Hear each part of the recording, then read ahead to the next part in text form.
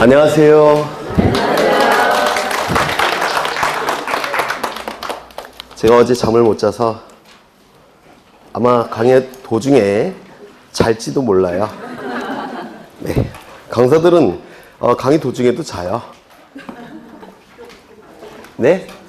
한 5년 차부터 그렇게 되는 것 같아요. 한 5년 차부터 강의 도중에 약간 실수하면 저 양반 자고 있구나 이렇게 생각하시면 돼요. 네. 맨날 먹다가 안 먹던 술을 어제 안 먹었더니 지난 시간에 한 걸 좀 확인하겠습니다. 지난 시간에 각종 토지 이동의 경우 지번 부여 방법을 공부했는데요. 첫 번째, 신규 등록과 등록 전환은 같은 방법으로 지번을 부여한다고 했죠. 그림을 머릿속에 떠오르신 다음에 이걸 말로 표현하실 수 있으셔야 돼요. 신규 등록과 등록 전환은 같은 방법으로 지번을 부여하는데 원칙은 어떻게 부여했죠? 연속성을 유지해야 되기 때문에 인접토지 본번에 부번을 붙여서 지번을 부여했습니다. 다만 예외적으로 세 가지 경우에는 그 지번 부여 지역의 최종 본번에 다음 순번으로 뭘 부여했습니까? 본번을 부여했습니다.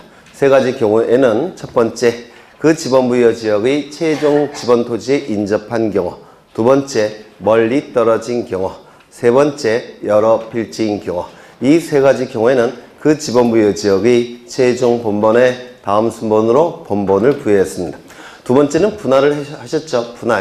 분할은 원칙은 뭡니까? 한 필지는 분할 전 지번을 부여하고 나머지는 본번에 최종 부번에 다음 순번으로 뭘 부여했습니까?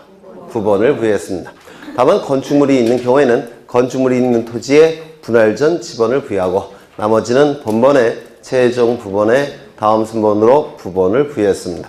합병의 경우에는 원칙은 뭐죠? 선순위 지번을 합병의 지번으로 부여했습니다.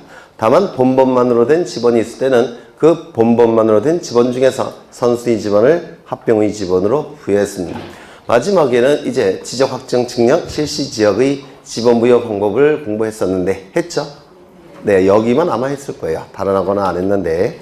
네, 첫 번째 지적 확정 측량 실시 지역의 지번 중에서 첫 번째 뭘 선택했습니까? 본번을 선택했습니다. 그렇죠? 먼저 본번을 선택했습니다. 두 번째 제외되는 지번이 두 가지가 있었죠. 첫 번째 경계에 걸친 지번 제외했고 두 번째 본번과 부번이 떨어지는 것을 방지하기 위해서 지적 확정 측량 실시 지역 안에 있는 지번 중에서 지적 확정 측량 실시 지역 바깥에 있는 본번이 같은 지번을 제외했습니다. 얼핏 기억나는 듯 합니까? 네. 정확하게 기억 안 나셔도 괜찮아요. 얼핏 나는 듯 하면 돼요. 다만 예외적으로 부여할 수 있는 지번의 개수가 부여해야 될 지번의 개수보다 적은 경우에는 두 가지 방법을 사용했습니다. 첫 번째, 블록을 정해서 본번을 부여한 후 필지별로 부번을 부여하거나 아니면 그 지번 부여 지역의 최종 본번에 다음 순번으로 본번을 부여했습니다. 그래서 지적 확정 측량 실시 지역의 지번 부여 방법은 금방 말씀드린 대로고 이 지적 확정 측량 실시 지역의 지번 부여 방법은 어느 경우에도 사용합니까? 도축, 지행, 확정 기억나십니까? 도시개발사업 시행지역, 축적 변경 시행지역, 지번 변경 지역, 행정구역 개편 지역에서는 지적 확정 측량 실시 지역의 지번 부여 방법을 사용한다라고 했습니다. 그 다음에 지목을 공부하신 적이 있는데 지목은 주된 용도에 따라서 28개로 구분했죠. 우리 사회에서 가장 많이 사용하는 용도 27개 그리고 거기에 포함되지 않는 것은 전부 다 잡종지 안에 포함을 시켰습니다. 28개 그 다만이라는 문구부터 좀 기억해 두셔야 돼요. 박스 안에 있는 것은 아직은 모르셔도 상관이 없는데 그 대통령령에 있는 그 다만이라는 문구가 요즘 집중적으로 출제를 합니다. 다만이라는 문구부터 좀 기억해 두시면 되고 그 다음에 지목은 4개의 지적 공부에 등록했죠. 4개의 지적 공부 뭡니까? 토지대장, 임야대장, 정식명칭, 지적도, 임야도, 부호 24개는 두문자, 4개는 자문자, 차문자는 차, 장, 천, 원, 차, 주차장, 장, 공장, 용지, 천, 하천, 원, 유원지였습니다. 경계는 도면상의 경계를 의미한다고 했죠. 도면상의 경계 지난 시간에 가장 중요한 건 뭐였냐면 토지를 분할할 때 지상 경계가 결정이 될 겁니다. 이때 원칙은 지상 건축물을 걸리게끔 경계가 결정될 수 없다고 했죠. 다만 예외적으로 4가지 경우에는 지상 건축물을 걸리게끔 경계가 결정된다고 했습니다. 4가지. 첫 번째, 법원의 확정 판결. 두 번째, 공공사업. 세 번째, 도시개발사업. 네 번째, 도시군 관리계획서. 그 4가지는 아주 공익이 더 중시되는 경우이기 때문에 그 지상 건축물을 걸리게끔 경계가 결정될 수 있다고 했습니다. 그 다음에 이제 면적을 보시게 될 겁니다. 면적은 우리가 얘기하는 면적은 지표상의 면적 또는 경사 면적이 아니라 도면상의 면적, 수평 면적이라고 했는데 혹시 기억나십니까? 그렇죠. 우리 공간정보법상의 면적은 도면상의 면적, 수평 면적이라고 했습니다. 이 면적을 측정하는 방법이 2가지가 있다라고 했는데, 첫 번째, 도면 위 경계를 기준으로 해서 전자면적 측정기를 사용해서 면적을 측정하는 방법이 있었고, 두 번째, 뭐가 있었습니까? 좌표값이 있을 때, 경계점 좌표 등록부에 좌표값이 있을 때는 이때는 도면 갖고 측정하지 않습니다. 좌표값이 훨씬 정밀하기 때문에 좌표값이 있을 때는 좌표값을 컴퓨터에 입력해서 면적을 계산하는 프로그램을 돌립니다. 그러면 컴퓨터가 이 면적을 자동적으로 계산해 줘요. 이를 좌표 면적 계산법이라고 했습니다. 그래서 이 전자면적 측정기를 사용하기 위해서는 도면 위에 경계가 그려져야 되는 것이고, 좌표 면적 계산법을 사용하기 위해서는 경계점 좌표 등록부에 좌표값이 등록되어 있어야 될 겁니다. 그렇죠? 여기까지 했습니까? 그러면 59쪽에 5번 면적의 결정 방법, 여기부터 할 차례입니까? 원래 오늘은 공간정보법 끝내려고 했는데 힘들겠네요. 네. 그러면 면적의 결정 방법 여기부터 보겠습니다. 우리 공간정보법에서 사용하고 있는 축척은 총 7가지입니다. 공간정보법에서 사용하고 있는 축척은 총 7가지예요. 먼저 500분의 1 축척이 있고, 그 다음에 600분의 1 축척이 있습니다. 그리고 1000분의 1, 1200분의 1, 2400분의 1, 3000분의 1, 6000분의 1. 이렇게 7가지의 축척이 우리 공간정보법에서 사용할 수가 있습니다. 그러면 100분의 1은 사용할 수 있을까요? 없을까요? 없습니다. 그래서 이 우리 공간정보법의 측량은 정밀도가 중요한 것이 아니라 법에서 정하는 절차를 지키는 게 훨씬 중요합니다. 통치권을 본질로 하고 있기 때문에 절차를 지키는 것이 훨씬 중요해요. 따라서 이것보다 더 정밀한 방법이 있다고 해서 더 정밀한 축척이 있다고 해서 그 축척을 사용할 수는 없습니다. 공간정보법에서 사용할 수 있는 축척은 요 7가지만 사용할 수가 있습니다. 이때 요 2가지는 뭘까요? 대축척이라고 얘기합니다. 그 다음에 요 2가지는 5가지는 소축척이라고 불러요. 그러면 도면이 있을 때 대축척의 도면과 소축척의 도면을 비교해보면 경계와 좌표가 경계가 어느 것이 더 정밀하겠습니까?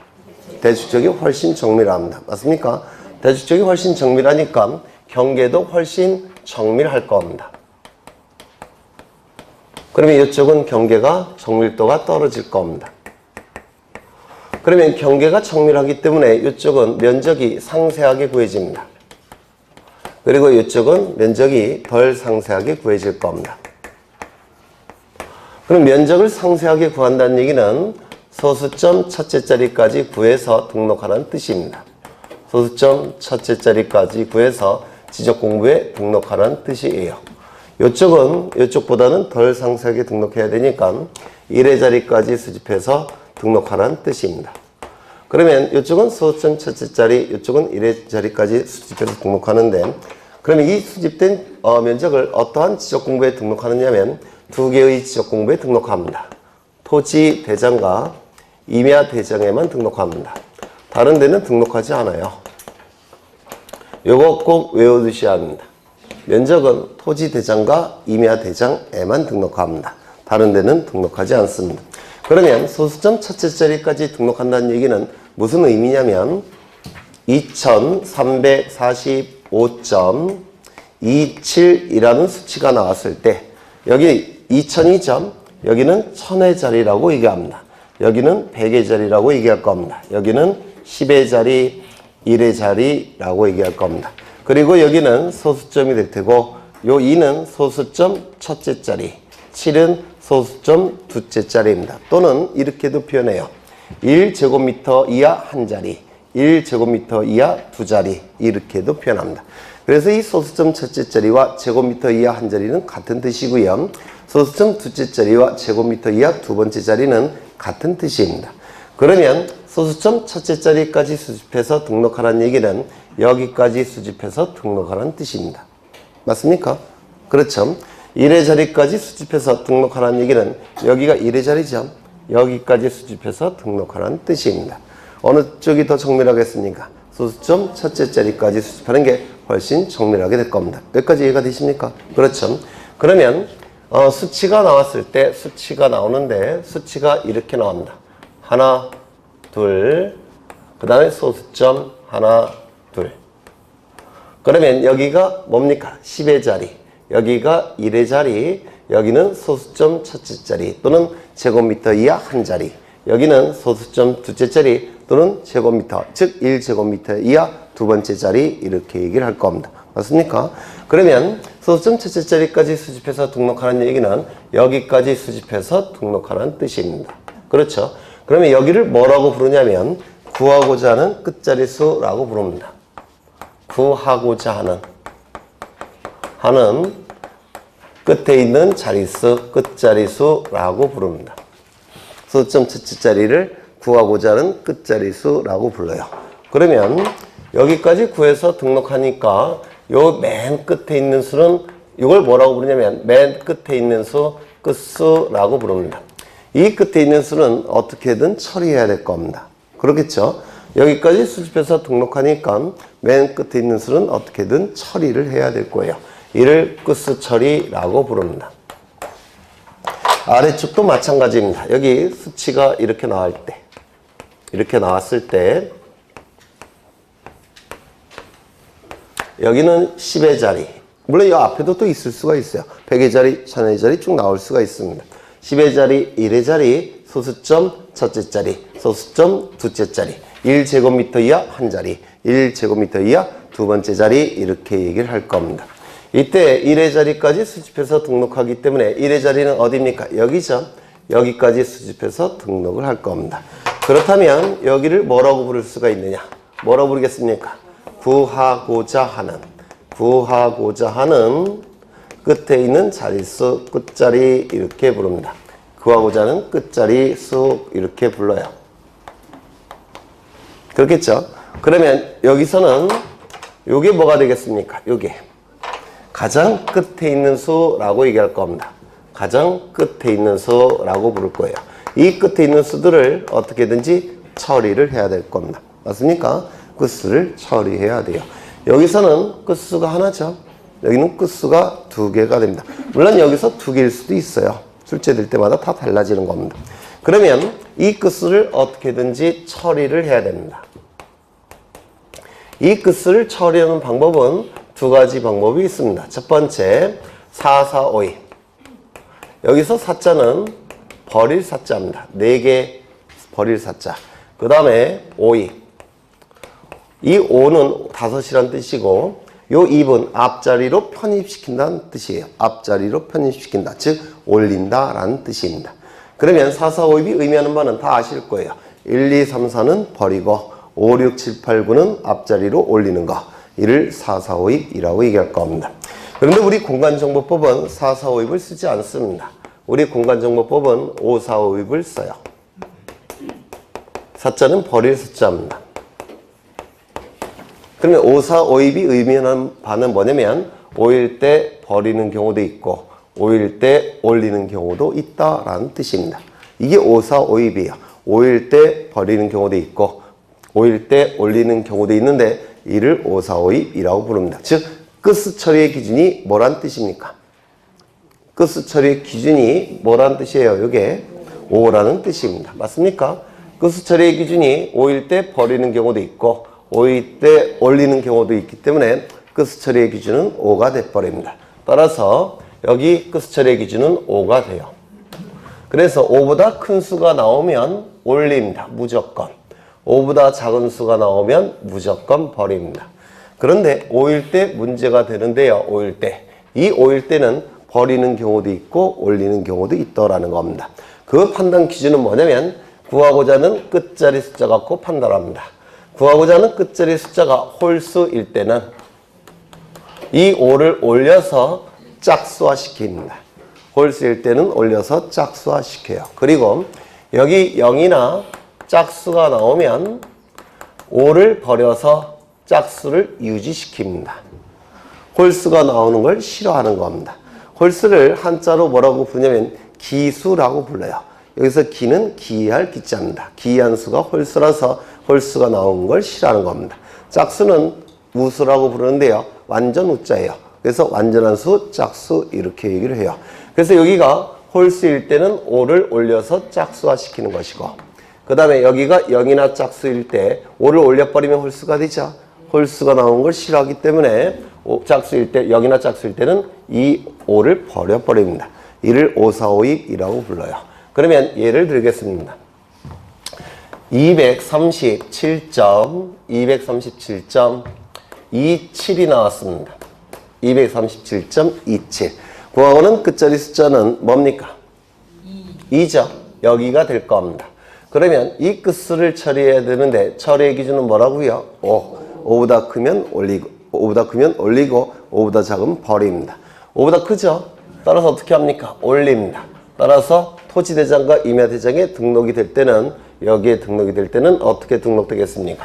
237.3으로 등록하는 겁니다. 이게 5452이에요. 그러면 237.23이 나왔습니다. 구하고자 하는 끝자리 숫자는 여기고요. 이 끝수를 처리해야 되는데 처리의 기준은 5예요. 5. 5보다 크면 올리고 작으면 버릴 겁니다. 이건 작죠. 따라서 버립니다. 그러면 토대와 임대에 등록할 때는 어떻게 등록합니까? 237.2로 등록하는 겁니다. 237.25가 나왔습니다. 구하고자 하는 끝자리 숫자는 여기죠. 끝수를 처리해야 되는데 처리의 기준은 5예요. 5보다 크면 올리고 작으면 버립니다.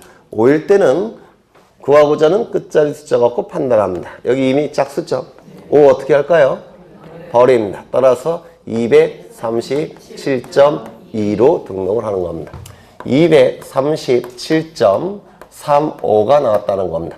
구하고자 하는 끝자리 숫자는 여기 끝수를 처리해야 되는데 끝수 처리의 기준은 5 크면 올리고 5보다 작으면 버리고 5일 때는 구하고자 하는 끝자리 숫자 갖고 판단합니다. 홀수가 나왔죠? 따라서 5를 올려서 짝수화 시킵니다. 그러면 등록이 될 때는 237.4로 등록합니다. 이걸 5452이라고 불러요. 네. 대부분 처음 보실 거예요. 이걸. 그 다음에 대충 이해되십니까? 네, 여러분은 신뢰하지 않아요. 그래서 밑에서 다시 한번 확인하겠습니다. 밑에서 구하고자 하는 끝자리 숫자는 여기라고 그랬죠? 그래서 이 끝수를 처리해야 되는데 처리의 기준은 5예요. 그런데 여기는 두 가지가 나왔죠. 두 개가 나왔죠. 이때는 5, 0을 기준으로 하는 것이 통설이에요. 5, 0을 기준으로 하는 거. 그럼 여기도 마찬가지입니다. 숫자가 3개가 나오면 5, 0을 기준으로 하는 겁니다. 그런데 소수점 밑에 끝에는 끝에 자리는 0을 표현하지 않죠. 네, 그래서 5, 0을 기준으로 하면 돼요. 그러면 5, 0을 기준으로 할 때 5, 0보다 큰 수가 나오면 올리고 5, 0보다 작은 수가 나오면 버리고 5, 0일 때는 구하고자 하는 끝자리 숫자 갖고 판단합니다. 구하고자 하는 끝자리 숫자가 홀수일 때는 이 5, 0을 올려서 짝수화시키고 그 다음에 0이나 짝수일 때는 이 5, 0을 버려서 짝수를 유지합니다. 이를 5452이라고 불러요. 예를 든다면 231.51이 나왔습니다. 231.51. 그러면 이 아래쪽의 경우에는 어디까지 수집해서 등록합니까? 1의 자리. 그렇죠. 여기까지 수집해서 등록한다라고 했습니다. 그러면 이 끝수를 처리해야 되는데 처리의 기준은 뭐라고요? 5, 0. 이는 5, 0보다 큽니까? 작습니까? 아니면 5, 0입니까? 5, 0보다 크죠? 따라서 이 5, 0, 5, 0보다 큰 수니까 올립니다. 따라서 232로 등록을 합니다. 여기다가 등록할 겁니다. 그러면 231.49가 나왔습니다. 그러면 구하고자 하는 끝자리 숫자는 여기가 될 테고 끝을 처리해야 되는데 절의 기준은 O형이에요. O형보다 작죠. 따라서 이거 어떻게 합니까? 버립니다. 231로 등록을 합니다. 231.7이 나왔습니다. 이 7은 70이나 마찬가지죠. O형보다 큰 수가 나오니까 이거 어떻게 등록합니까? 232로 등록합니다. 231.1점 뭐라고 할까요? 3이 나왔습니다. 그러면 O형보다 작은 수죠. 30이니까. 그렇죠. 그럼 얼마로 등록합니까? 231로 등록합니다. 231.50이 나왔습니다. 끝에 있는 0은 표현을 안 해요. 그러면 이 구하고자 하는 끝자리 숫자는 여기가 될 테고 끝을 처리해야 되는데 처리의 기준 O형이죠. O형보다 크면 올리고 작으면 버릴 겁니다. O형일 때는 구하고자 하는 끝자리 숫자 갖고 판단할 겁니다. 홀수죠. 그럼 얼마로 등록해야 되겠습니까? 232로 등록을 할 겁니다. 232.5가 나왔습니다. 이는 O형이나 마찬가지죠. 네. 그러면 O형보다 큰 수가 나오면 올릴 테고 작은 수가 나오면 버릴 텐데 O형일 때는 구하고자 하는 끝자리 숫자 갖고 판단합니다. 홀수일 때는 올려서 짝수와 0이나 짝수일 때는 버려서 짝수이지. 얼마 등록합니까? 232로 등록합니다. 이를 5452이라고 불러요. 요즘은 거의 매해 한 문제씩 출제하는 것 같아요. 그 다음에 컴퓨터로 계산을 해봤더니 면적이 얼마가 나왔느냐면 0.001제곱미터가 나왔습니다. 그러면 소수점 첫째 자리까지 수집해서 등록을 해야 되기 때문에 여기까지 구해서 등록을 해야 될 겁니다. 맞습니까? 그러면 여기까지 구해서 등록한다는 얘기는 이런 뜻이 됩니까? 0.0제곱미터 이렇게. 0.0제곱미터는 0제곱미터라는 뜻이에요. 그러면 이렇게 등록해야 됩니까? 소수점 첫째 자리가 0이니까. 네? 면적은 0이 될 수가 없습니다. 면적은 0이 없어요. 그렇지 않습니까? 가로 수치가 있고 세로 수치가 있기 때문에 면적은 절대로 0이 될 수 없습니다. 그러면 뭐로 등록해야 되겠습니까? 이거보단 큰 수로 등록해야 되죠. 근데 소수점 첫째 자리는 무조건 숫자가 나와야 되니까 이렇게 등록을 해야 됩니다. 0.1제곱미터로 등록을 해야 됩니다. 이거 이해가 되실까요? 0이 나올 수가 없고 그 다음에 소수점 첫째 자리는 무조건 숫자가 나와야 되기 때문에 소수점 첫째 자리 가장 작은 수라도 나와야 됩니다. 그래서 0.1제곱미터로 등록해야 됩니다. 여기서도 0.01제곱미터가 나왔습니다. 수치를 계산해 봤더니 그런데 1의 자리까지는 무조건 등록을 해야 돼요. 그러면 1의 자리는 여기인데 그렇다면 0제곱미터로 등록해야 되느냐? 면적은 0이 나올 수가 없습니다. 절대로. 가로 수치가 있고 세로 수치가 있으니까. 맞습니까? 그러면 1의 자리까지 무조건 나와야 되니까 어떻게 등록할 수밖에 없냐? 1제곱미터로 등록할 수밖에 없습니다. 이거 이해가 되십니까? 이걸 뭐라고 부르냐면 최소 면적이라고 부릅니다. 최소 면적이라도 등록을 해야 되겠다는 겁니다. 최소 면적. 이를 5452이라고 불러요. 5452. 그래서 좀 어려운 내용일 수 있는데요. 여러분들이 4452을 다 하실 수 있는 것처럼 계산하실 수 있는 것처럼 5452도 충분히 익숙해지면 쉽게 구하실 수가 있으세요. 그러면 59쪽에 면적의 결정 방법이 나와 있는데 아마 읽어보시면 뭔 말인지 모르실 거예요. 네. 그러니까 5452이다 이렇게 생각하시면 돼요. 5452. 네. 그 정도 보시면 될 것 같고요. 이제 61쪽을 보십니다. 61쪽 지적 공부를 보십니다.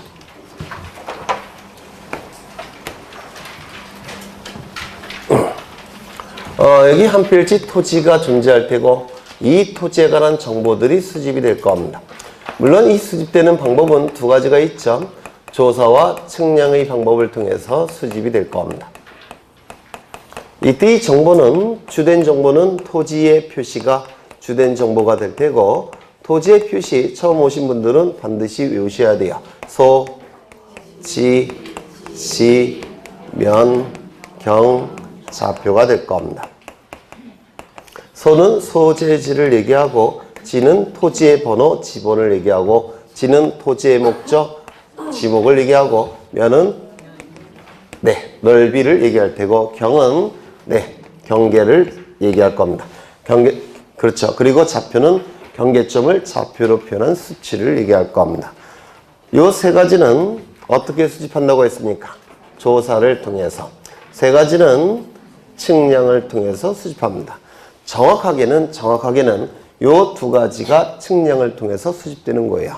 측량을 통해서 경계와 좌표값이 구해지면 요 경계를 가지고 전자면적 측정기를 사용해서 면적을 측정하는 것이고, 측량을 통해서 좌표값이 수집되면 요 좌표값을 가지고 좌표 면적 계산법을 사용해서 면적을 측정하게 됩니다. 그래서 이 측량도 면적도 경계와 좌표값이 있어야지만 면적을 측정할 수가 있기 때문에 이 면적도 결국은 측량이 필요하다라고 얘기합니다.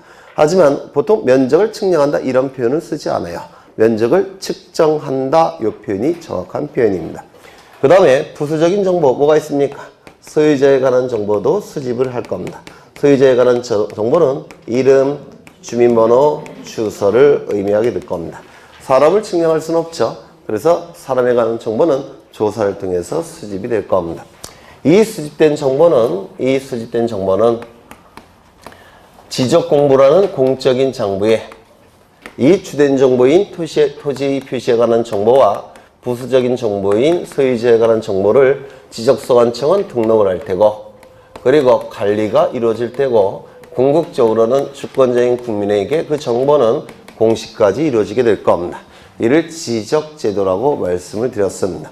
이때 이 지적공부는 토지 정보를 담고 있는 공적인 장부를 얘기할 텐데, 첫 번째 대장 형태의 지적공부가 있고요. 이 대장 형태의 지적공부는 그 내용이 문자로 구성된 지적공부를 의미합니다. 두 번째 도면 형태, 가시적 지적공부 먼저 여기 나눠야 되겠죠. 네. 먼저 이렇게 크게 둘로 나누는데, 먼저 눈에 보이는 가시적 지적공부, 이걸 먼저 나눠야 될 것 같아요. 가시적 지적공부라는 게 있는데, 눈으로 본다라는 뜻이고, 이거는 할 수 있다라는 뜻이에요. 그래서 눈으로 볼 수 있는 지적공부를 가시적 지적공부라고 부르는데, 이는 종이로 만들어진 지적공부를 얘기합니다. 그리고 이 종이로 만들어진 가시적 지적공부를 컴퓨터 파일 형태로 전환시킨 지적공부가 있습니다. 이를 뭐라고 표현하냐면 정보 처리 시스템을 통하여 기록하고 저장한 지적공부. 정보 처리 시스템을 통하여 기록하고 저장했다고 되어 있는데, 이건 뭘 얘기하는 겁니까? 컴퓨터 파일 형태라는 뜻이에요.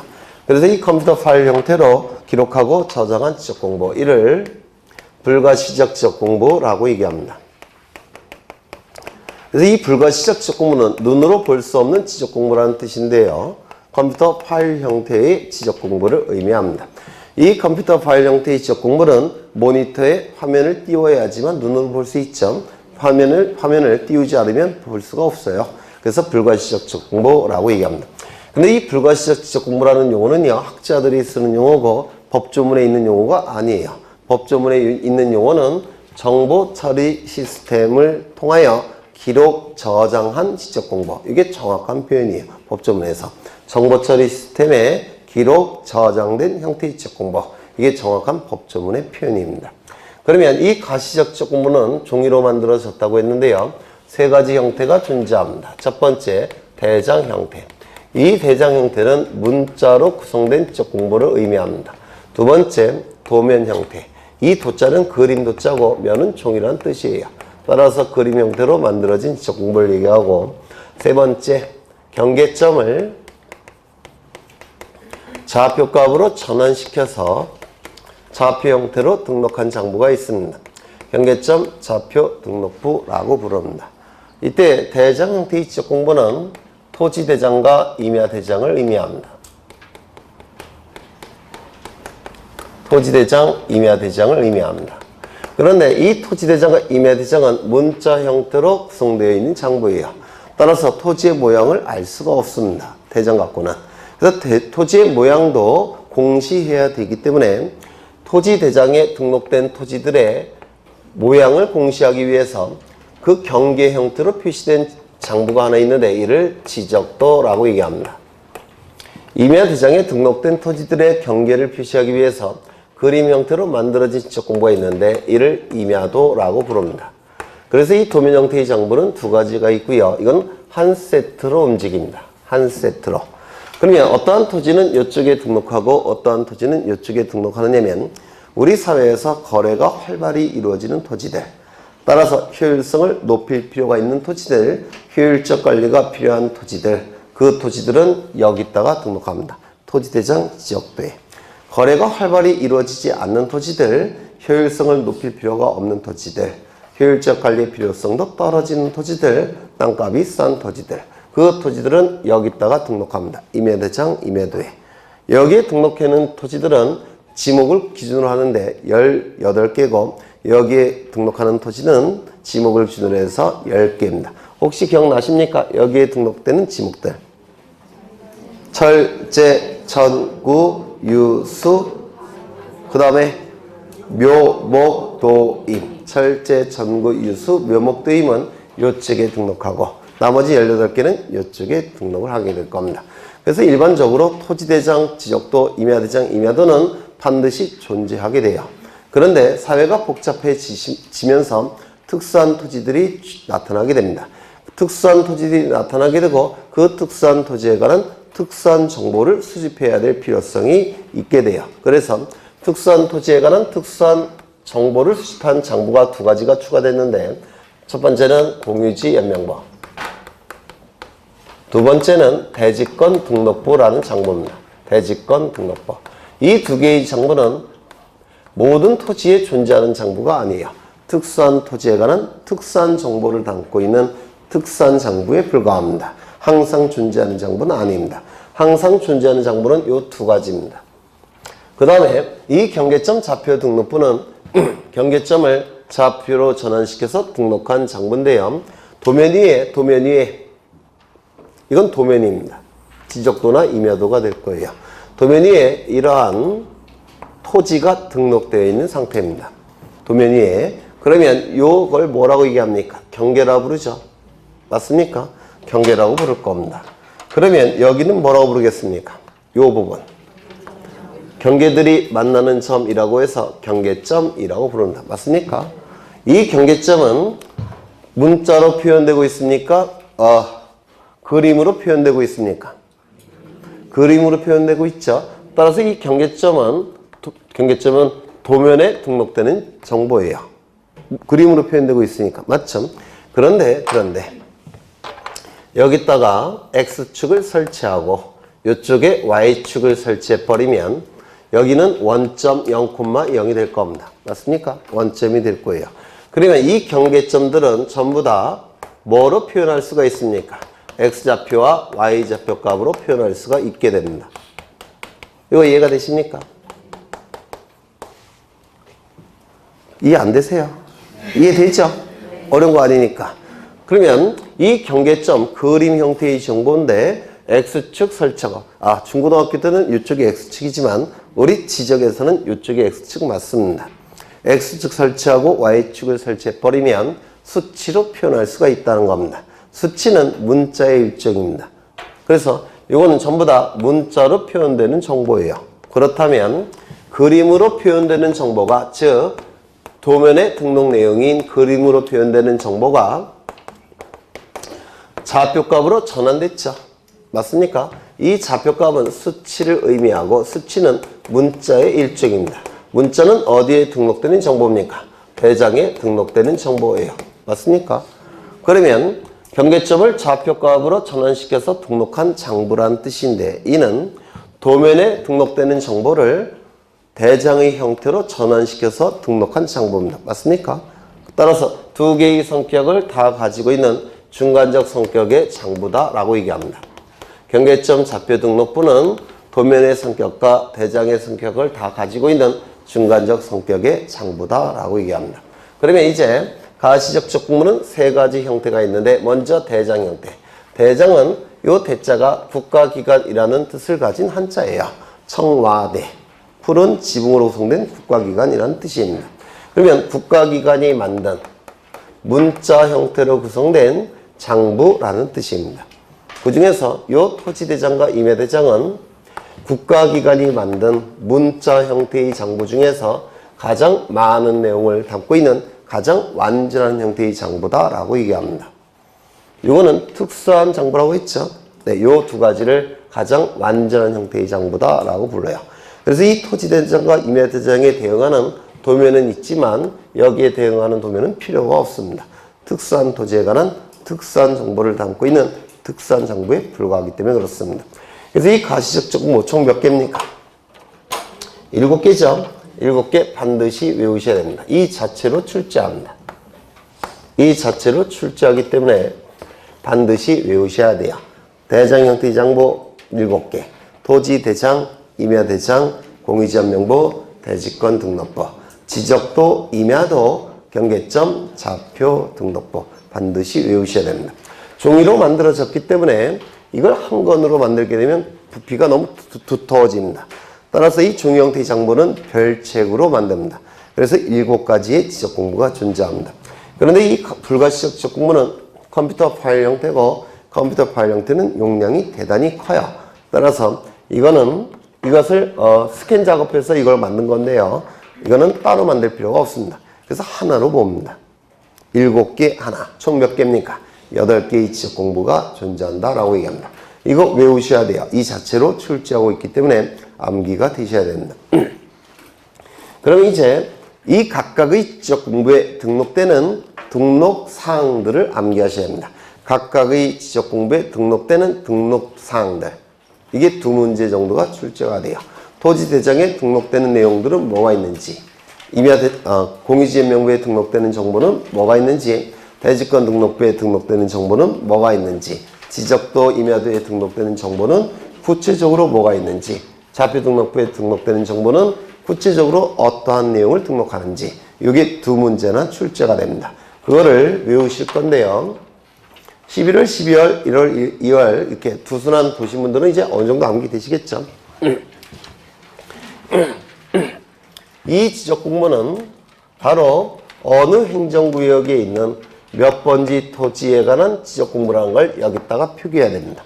이 지적 공부는 어느 행정구역에 있는 몇 번지 토지에 대한 지적 공부라는 걸 표기해야 돼요. 따라서 모든 지적 공부에 이 토지와 지번은 다 등록을 해야 됩니다. 토지를 특정하기 위해서 그렇습니다. 어느 행정구역에 있는 몇 번지 토지에 대한 지적 공부라는 걸 여기다가 표기를 해야 돼요. 즉 소재와 지번은 명찰 역할의 기능을 수행합니다. 모든 지적 공부. 그 다음에 지목이 등록되는 지적 공부는 총 4개가 있다고 했는데 암기하고 계십니까? 토지 대장과 임야 대장에는 정식 명칭으로 등록하고, 지적도와 임야도에는 어떻게 등록했죠? 부호로 등록을 했습니다. 이 부호는 24개는 두문자를 따서 만들었고 4개는 차문자를 따서 만들었죠. 차문자는 뭐가 있었습니까?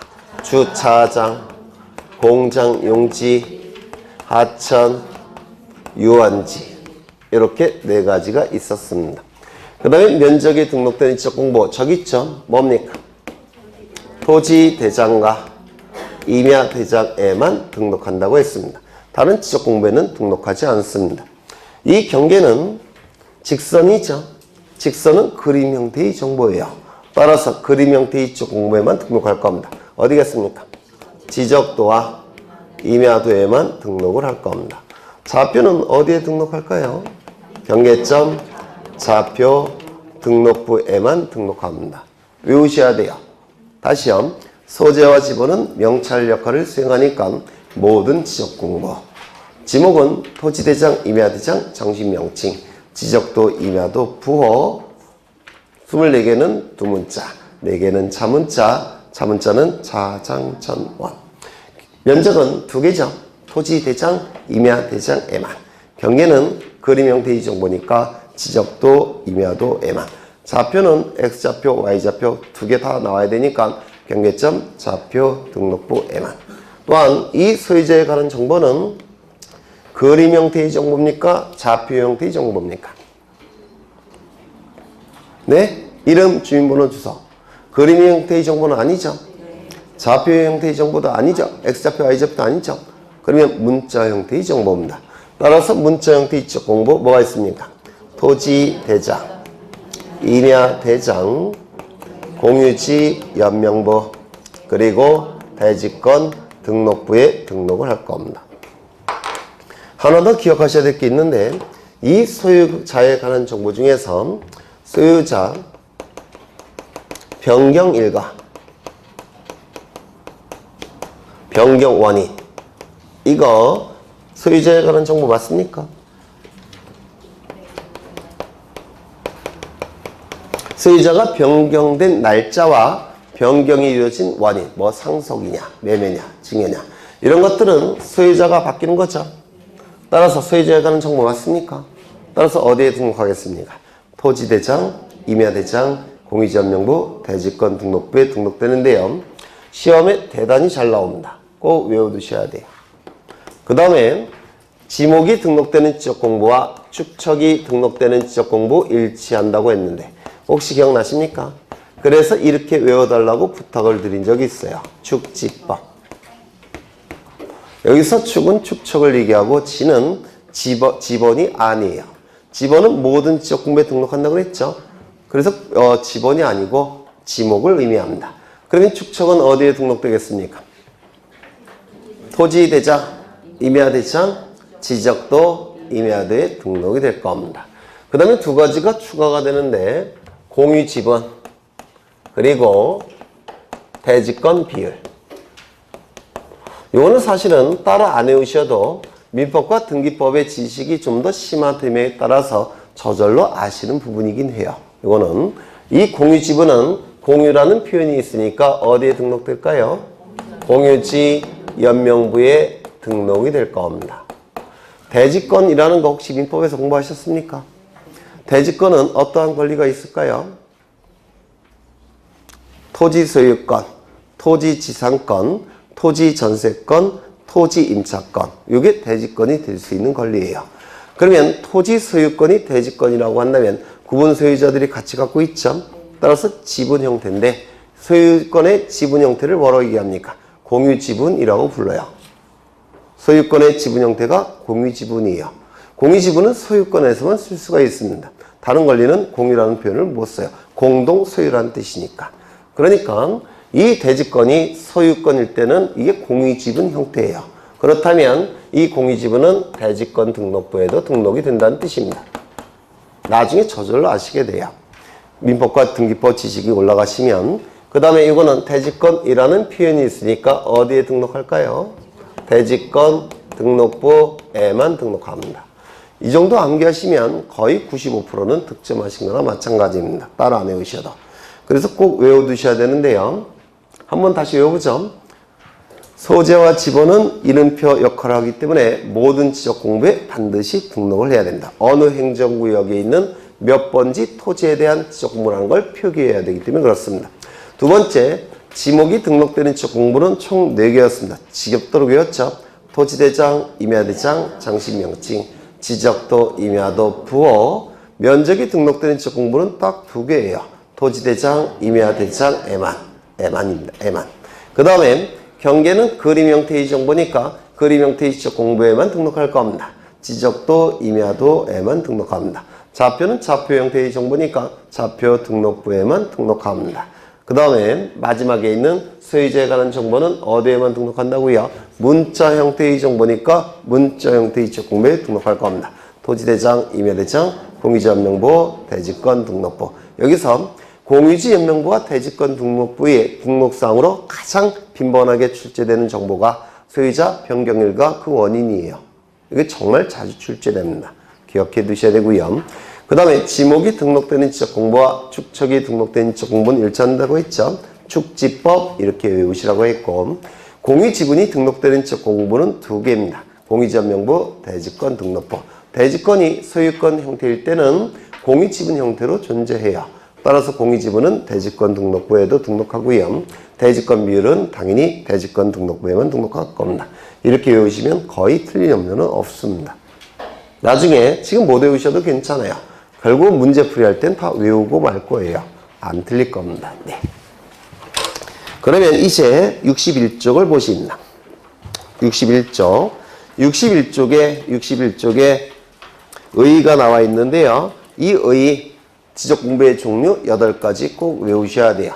토대, 임대, 공유지연명부, 대지권 등록부.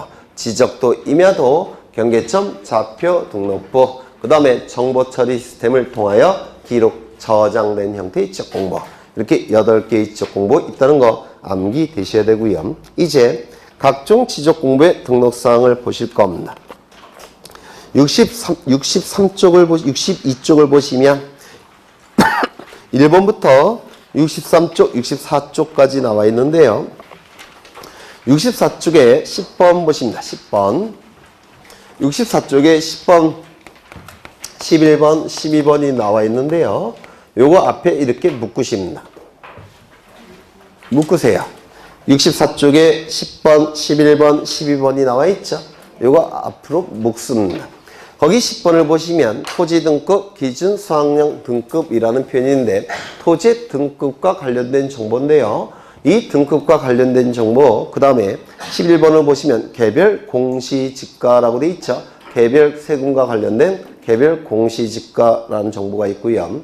이러한 정보들은 그림 형태의 정보도 아니고 또한 좌표 형태의 정보도 아니죠. 맞습니까? 따라서 가장 완전한 형태의 지적 공부인 토지대장과 임야대장에 등록되는 정보예요. 가장 많은 내용을 담고 있는 토지대장, 임야대장에 등록될 수밖에 없는 정보입니다. 12번을 보시면 토지이동 등의 사유라고 되어 있는데 토지이동 제도는 지적제도 중에서 가장 중요한 제도입니다. 따라서 가장 중요한 정보, 완전한 형태의 정보인 토대와 임대에 등록할 수밖에 없습니다. 그래서 10번, 11번, 12번은 따로 외우셔야 되는데요. 저절로 암기가 되실 거예요. 나중에 문제풀이 거치시면. 그 다음에 앞으로 가십니다. 앞으로 가셔갖고 6번을 보십니다. 6번. 보셨습니까? 보셨죠? 거기 고유번호라는 게 있습니다. 고유번호. 사람에게 주민번호가 있는 것처럼 토지에도 고유번호가 존재합니다. 고유번호. 이 고유번호는 첫 번째, 고유번호에 관한 내용이 출제가 될 수 있는 것이 있는데 첫 번째 19자리 숫자로 구성되어 있습니다. 고유번호는 19자리 숫자로 구성되어 있어요. 그러면 숫자가 몇 개가 나온다는 뜻입니까? 하나, 둘, 셋, 넷, 다섯, 여섯, 일곱, 여덟, 아홉, 열. 힘드네요. 쉬었다가. 이 10개는 행정구역을 나타내는 코드 번호예요. 그 다음에 하나, 둘, 셋, 넷, 다섯. 쉬었다가. 여기는 이제 좀 이따 보실 거고요. 둘, 셋, 넷. 이렇게 19자리 숫자로 구성되어 있습니다. 고유 번호는. 이때 이 안에는 어떤 내용들이 들어갔냐면 맨 앞에 두 자리는 시도의 코드 번호예요. 대한민국에 있는 특별시, 강역시, 도별로 고유한 번호가 부여되어 있습니다. 그래서 그 고유한 번호를 코드 번호라고 얘기하는데 맨 앞에 두 자리는 특별시, 강역시, 도의 코드 번호라서 이걸 갖고 뭘 알 수가 있냐면 그 토지가 어느 시, 어느 특별시, 강역시, 도에 존재하는 토지인지를 알 수가 있습니다. 그 다음에 이 세 자리는 시, 군, 구의 코드 번호입니다. 그래서 그 토지가 어느 시군구에 있는 토지인지를 알 수가 있어요. 그 다음에 이 세 자리는 은, 면, 동의 코드 번호입니다. 원래는 읍과 면의 코드 번호인데요. 그냥 약간 제가 변형을 시킨 겁니다. 책에 있는 게 맞아요. 근데 요게 출제되지는 않을 테니까 그냥 약간 변형시킨 거예요. 암기를 좀 편하게 하기 위해서 읍면동의 코드 번호라고 생각하시면 되고요. 어느 읍면동에 있는 토지인지를 알 수가 있습니다. 그리고 마지막은 리의 코드 번호. 원래는 여기가 읍면의 코드 번호고 그 다음에 여기가 동리의 코드 번호인데 그걸 출제하지는 않습니다. 그래서 좀 더 암기를 편리하기 위해서 제가 약간 변형을 시킨 겁니다. 이래도 괜찮아요. 네. 그러면 여기 요 10자리 갖고 무엇을 알 수가 있습니까? 그 토지가 어느 행정구역에 존재하는 토지인지, 즉 소재지를 알 수가 있습니다. 그렇겠죠? 그 다음에 여기가 가장 많이 출제가 되는 부분인데요. 요 11번째 자리에는 숫자가 1, 2, 3 중에서 하나가 나옵니다. 물론 9가 나오는 경우도 있는데 9가 출제되지 않을 것 같고 1, 2, 3 중에서 출제가 될 겁니다. 여기 1이 들어가는 경우도 있고 2가 들어가는 경우도 있고 3이 들어가는 경우도 있습니다. 여기 1이 들어갔다는 뜻은 그 토지가 토지대장에 등록된 토지라는 뜻입니다. 2가 들어가면 임야대장에 등록된 토지라는 뜻이에요. 3이 들어가면 경계점 좌표 등록부가 작성 비치된 토지라는 뜻입니다. 이러한 의미를 담고 있어요. 그런데 토지대장과 세트를 이루는 도면은 뭐죠? 지적도. 맞습니까? 임야대장과 세트를 이루는 도면은 뭡니까? 임야도. 그리고 이 경계점 좌표 등록부는 좌표값 위주로 공시합니다. 그러면 이 좌표 등록부 갖고는 다른 정보를 공시할 수가 없게 돼요. 따라서 다른 정보도 공시해야 되기 때문에 토지대장도 같이 작성 비치합니다. 또한 이 좌표 등록부 가지고는 토지의 정확한 모양, 즉 경계가 등록되어 있지 않습니다. 따라서 경계도 공시해야 되니까 지적도도 같이 작성 비치합니다. 조심하셔야 될 것은 임야대장, 임야도와 연결하시면 틀린 지문이에요. 토지대장, 지적도와 연결을 해야 됩니다. 왜? 땅값이 비싼 지역에 토지만 좌표 등록부가 존재하기 때문에 그렇습니다. 그래서 요 3이 주로 출제됩니다. 3이. 그러면 여기 11번째 자리 숫자 갖고 뭘 알 수 있을까요? 이 토지가 어떠한 지적공부에 등록되어 있는지, 즉 지적공부의 종류를 알 수가 있습니다. 지적공부의 종류를 알 수가 있게 돼요. 그리고 마지막 여기 8째 자리는 지번을 나타내게 됩니다. 요 앞에는 본번을 의미하고 마지막 4자리는 부번을 의미합니다. 그래서 마지막 8째 자리 갖고는 지번을 알 수가 있게 돼요. 그래서 4번째 지번도 나타냅니다. 5번째, 이 고유번호는, 토지의 고유번호는 이런 많은 정보를 담고 있기 때문에 원칙적으로 모든 지적공부에 등록해야 되는 원칙입니다. 모든 지적공부에. 하나 빼먹었네. 여기에 지목을 표기한 건 있습니까? 없죠. 그래서 지목을 알 수는 없습니다. 여기 시험에 잘 나와요. 6번째, 많은 정보를 담고 있기 때문에 제가 금방 순간적으로 졸았다는 거죠. 네, 졸고 있어요. 네. 많은 정보를 담고 있기 때문에 원칙적으로 모든 지적 공부에 다 등록함이 원칙입니다. 모든 지적 공부에. 그런데 문제가 뭐냐면 여기 한 장의 지적도 임야도가 있더라는 겁니다. 지적도 임야도 안에는 굉장히 많은 토지들이 같이 등록되어 있습니다. 굉장히 많은 토지들이 등록되어 있어요. 그러면 이 토지별로, 필지별로 이 안에는 지번과 지목을 같이 등록합니다. 필지별로. 이때 지목도 복잡해지는 걸 막기 위해서 부호로 등록한다고 했죠. 그렇죠. 그러면 이 고유번호는 필지별로 존재하는 번호이기 때문에 이 안에다 한 필지 한 필지마다 고유번호를 등록해야 되는데 문제는 19자리 숫자를 등록할 여백이 있을까요? 없을까요? 없겠죠. 여백이 너무 협소하지 않습니까? 협소하니까 지목도 부호로 만들어서 간략히 등록했는데 19자리 숫자를 기록할 여백이 없습니다. 그렇다면 어디에는 등록이 안 될까요? 도면에는 등록될 수가 없습니다. 물리적으로. 도면에는 등록이 불가능합니다. 여백이 존재하지 않기 때문에 그래요. 그렇죠. 그래서 다른 지적공부에는 다 등록이 되지만 도면에서만큼은 고유번호가 등록되지 않습니다. 이 정도 기억하시면 되지 않을까 싶습니다. 그래서 그 정도 보시면 거의 출제가 되는 건 거의 다 해결이 돼요. 이제 공유지연명부는 잠시 쉬었다가 하겠습니다.